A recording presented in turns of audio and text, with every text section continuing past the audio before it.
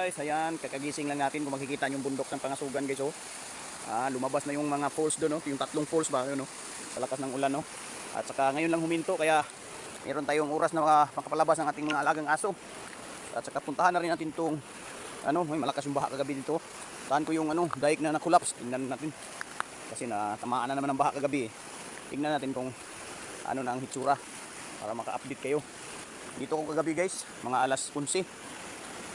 Daming baki dito. Dami pala ditong baki pag gabi sa pag umuulan. Malalaki pa naman ang tataba. Sayang no, maganda pala pag umulan mamaki. Dito dami talaga. Ayan oh. Ito yung dike na nag-collapse. So ayan. Yan po itsura guys. Saka yung ilog natin ngayon medyo hindi pa malinaw yung agos ng tubig. Ayan oh.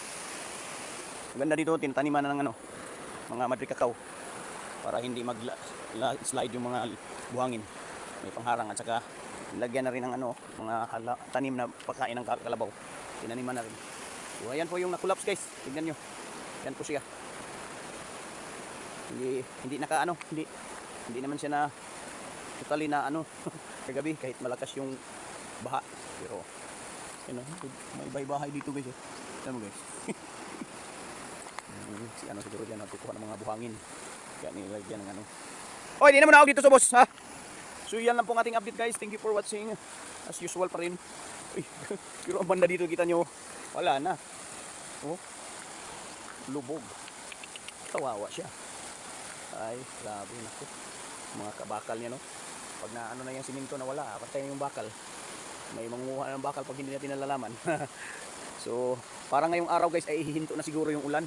Kasi parang nakikita na po natin yung haring araw na lalabas na po. Pero alas 7 na eh. Mag-alas 8 na pero yung alingiin, kumbaga medyo madilim. Tara na, uli na ta dali. Dali na kay baguro mong ligo. Tara na. Agoy, magbasa-basa na pud mo, maligo na pud mo. Tara na Tidjo. Bye na, bye-bye. So hanggang dito na lang po ang aking video guys at maraming salamat po sa inyong walang sawang pagsuporta ng aking mga ina-upload. Thank you very much once again. God bless us all. Thank you and bye-bye.